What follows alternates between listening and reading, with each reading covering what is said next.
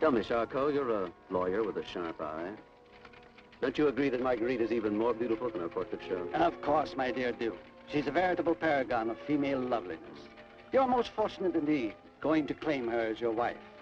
I only hope she'll like living in Italy when I take her back there. With you beside her, how could she help but adore the prospect? Keep thinking of her father's will. She'll lose her inheritance if she doesn't marry. Your Grace, must you torment yourself with such doubts? You've been sweethearts since you were children. And I can assure you, Marguerite is looking forward to your arrival with the greatest delight. You've always been a good friend, Charcot. Here it comes now.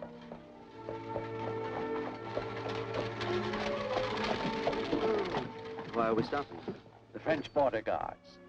We may as well step out and stretch our legs for a few minutes.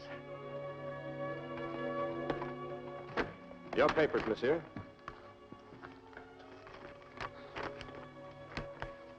And yours, monsieur?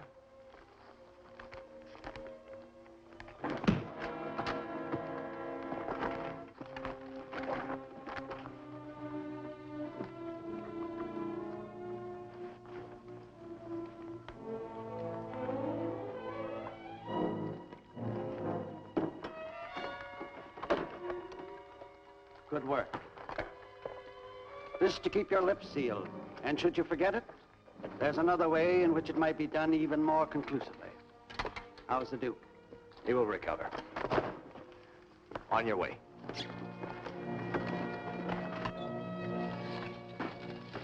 You know what to do with the Duke? Just as we arranged. Basil, on your way.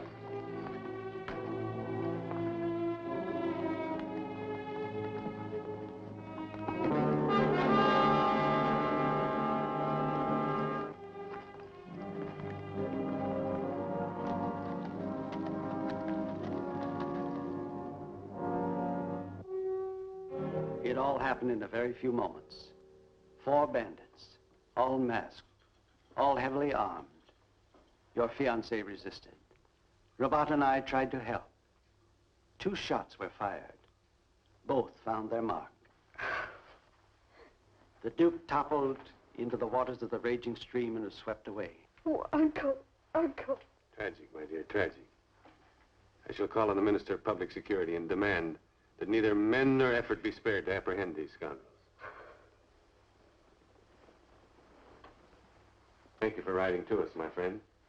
You'll stay the night, of course. I shall show you and your companion to your rooms. Try not to grieve so, mademoiselle.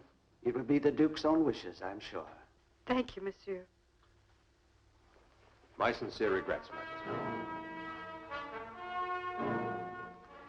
Your rooms, gentlemen.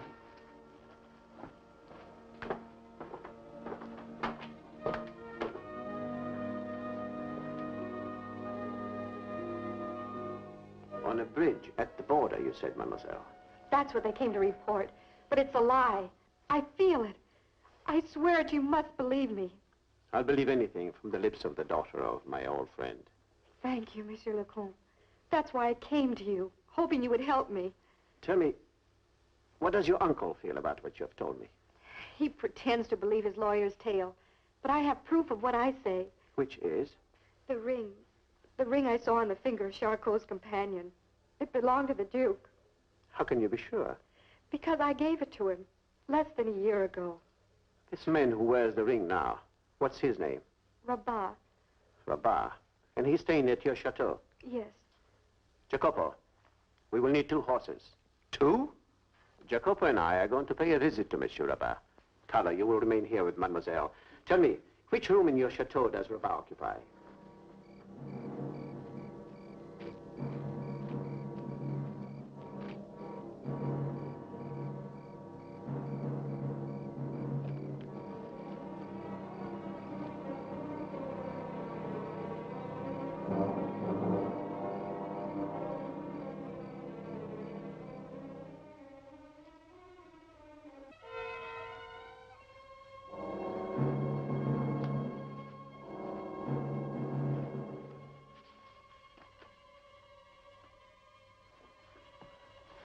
Don't move.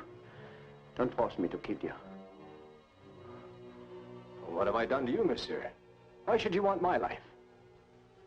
That ring on your finger could be a reason.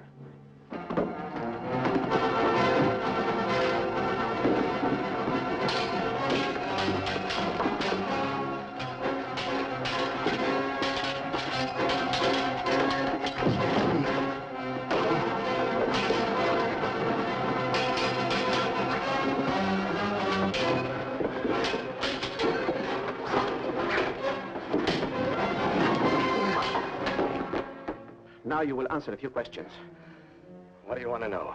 The truth about the Duke of Rinaldi's death. The Duke isn't dead. That's just a story CHATEAU invented. The Duke was abducted. Abducted? Where? Where? Chateau d'If. Chateau d'If.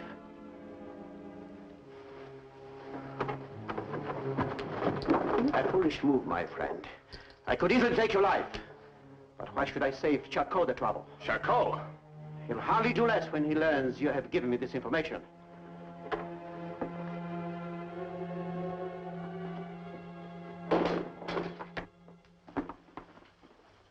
Good news, my dear.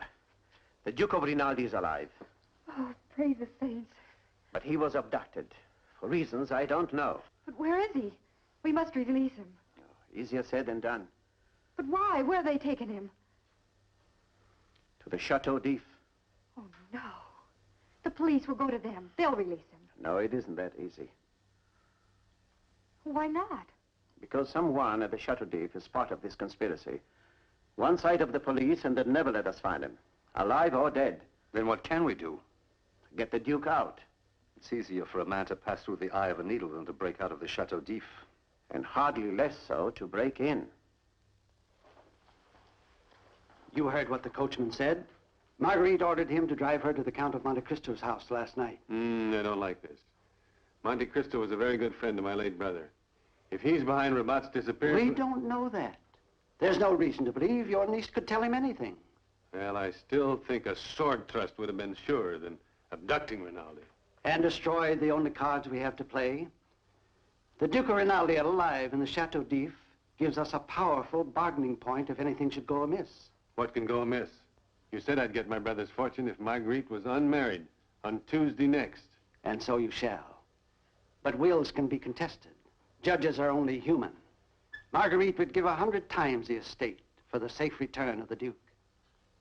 I'd still feel a lot more secure if I knew what happened to Rabat. We'll take no chances. I'll ride to the Chateau d'If and make certain they're on guard.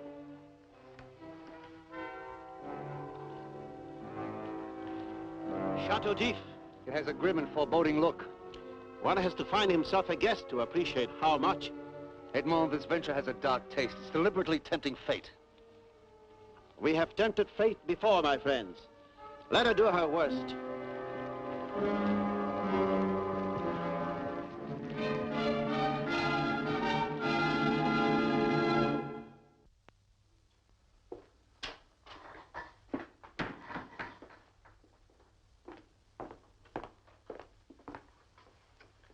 Did you get the boat? By paying 3 times its worth and higher. When do we leave? Midnight. Edmond, this is the place where courage ends and folly begins. Trying to get into the Chateau d'If alone is madness. It is necessary. And I know that unholy place only too well. Know it well? You didn't know that, my friend, did you? But then you know little about my past. It's only the man I know today that matters to me, Edmond. But I think now is the time for you to know of the past of the Count of Monte Cristo. To know why I must go to the Chateau d'If tonight, alone. It was some years ago that a young sailor named Edmond Dantes was to be married to the girl he loved. As gracious and beautiful a girl as heaven and earth has ever known. On the day of his marriage, he was arrested on a false charge of treason.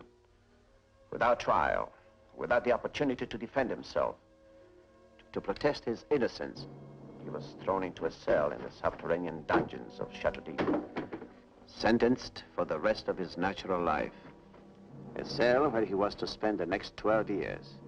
No, 12 centuries as time and the world passed him by. Do you know what it means, my friends, to spend 12 years of your lives surrounded by 4 stone walls? Never to see the light of day, never to hear the sound of a human voice, never to see a human face.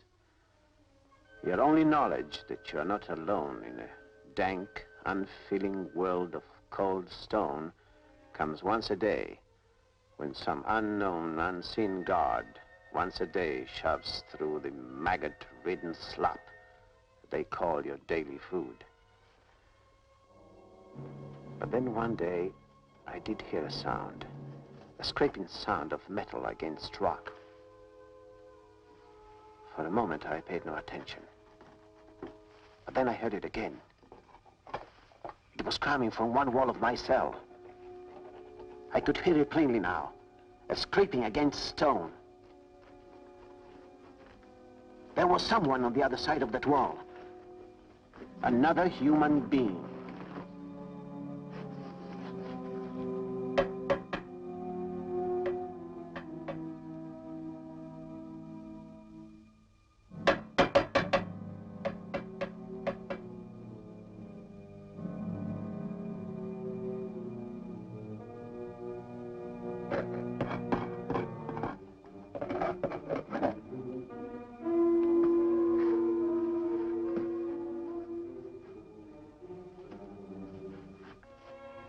And so I met the men who tunneled his way from his cell to mine.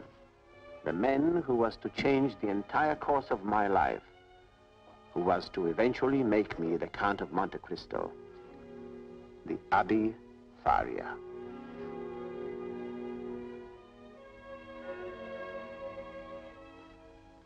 In the years that followed, I would spend every available moment with the Abbe in his cell.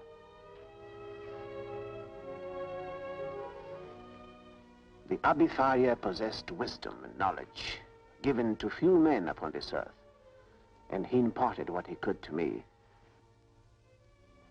He taught me of history, literature, philosophy, and the harvest of the greatest minds of all times.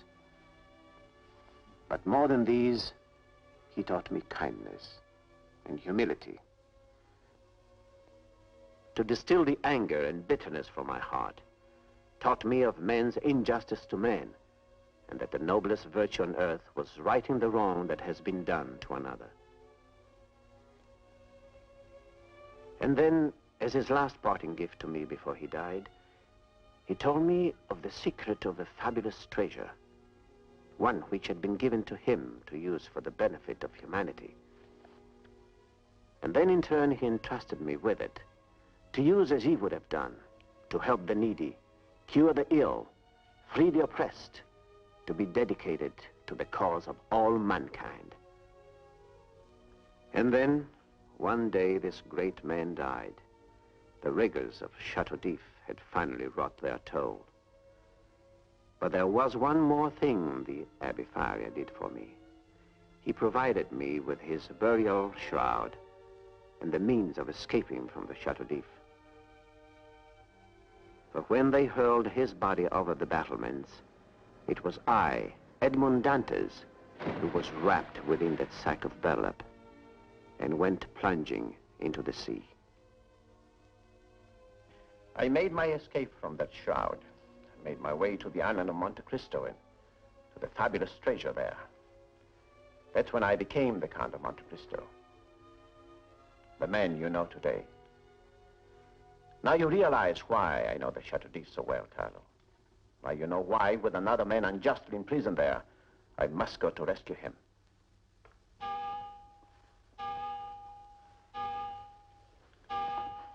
It's time to leave.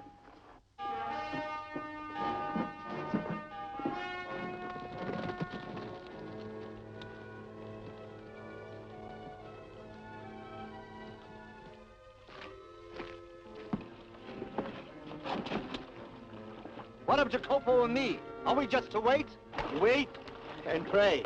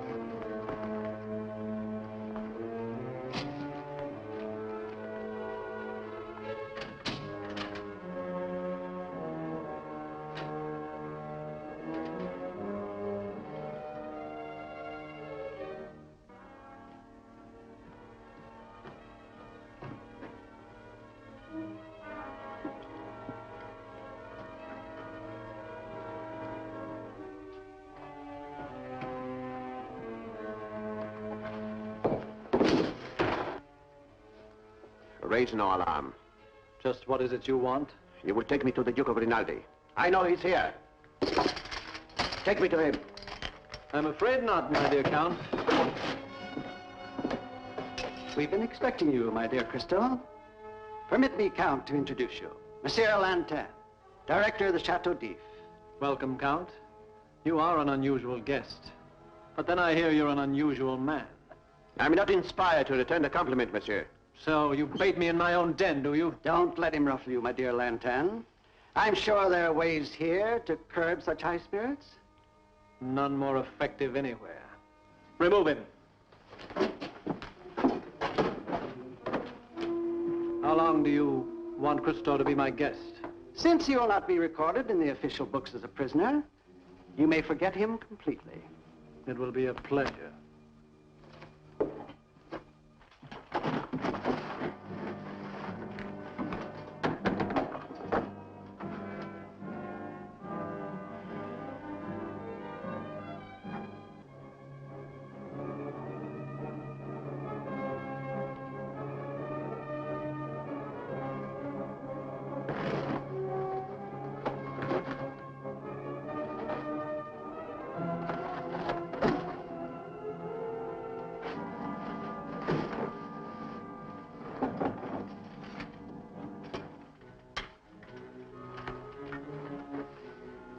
Well, I see the service has improved here in the years.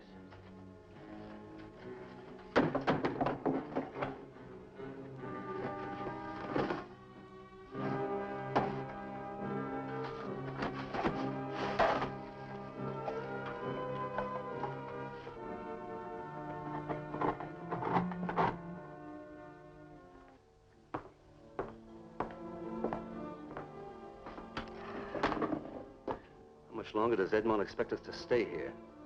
It was a mistake to let him go alone. If I have to spend another 24 hours, I'll explode.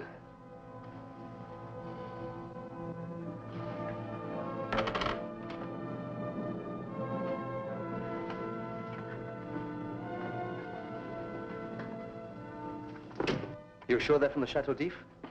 Then, my friend, we have work to do.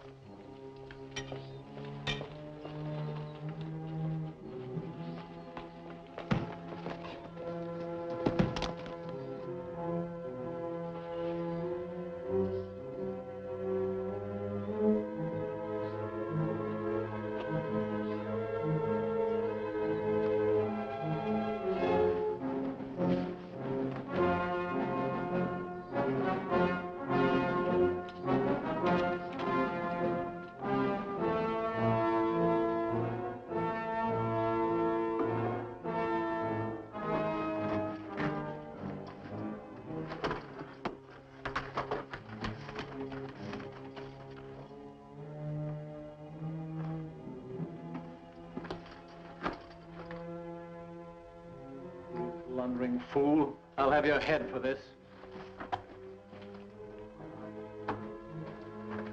Inform every guard. He must still be in the prison.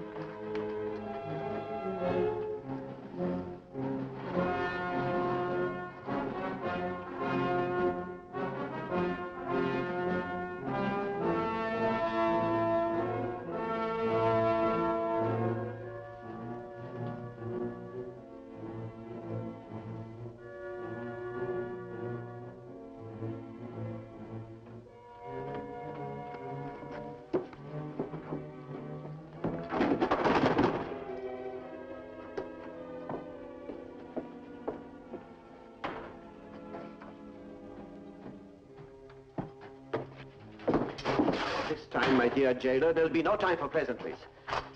You have your choice. The Duke of Rinaldi's freedom or this. You must be insane. The passages are swarming with my guards. Who will do exactly as you tell. We are losing time.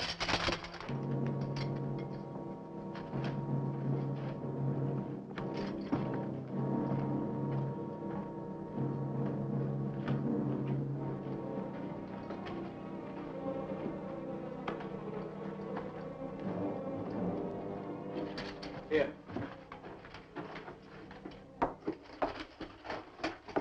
Grace. Here. Here, you'll need this. Who are you, monsieur? I'm the Count of Monte Cristo, and a friend. Believe me, I'll explain later. After our good jailer has conducted us to safety. Keep watch.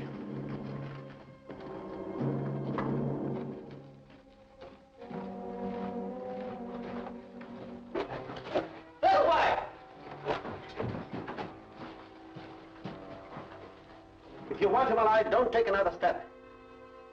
Order them to fall back and let us pass. Do as he says.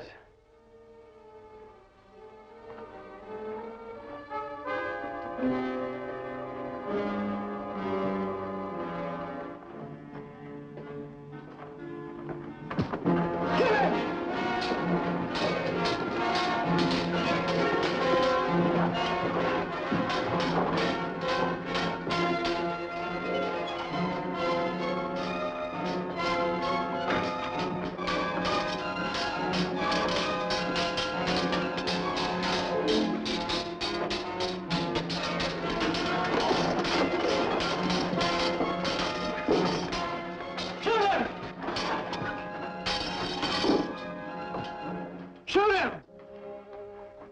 Shoot him! Shoot him, you fools!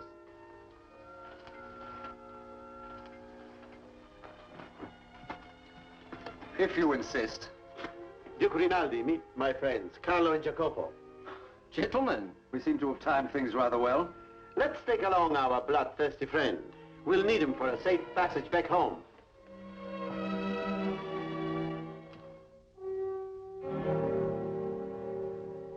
And here are the final papers, my dear friend. Since your niece failed to marry before the time indicated in your brother's will, you will now assume full control of the estate. Your legal advice is none too shrewd, monsieur.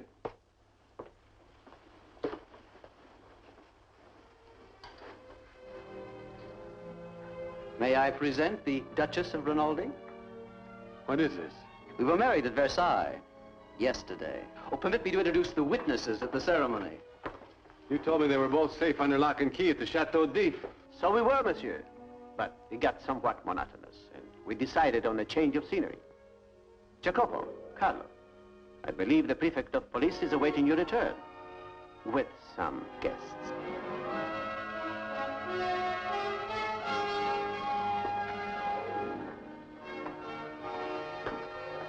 Here is the deed to your estate, my dear. My wedding present.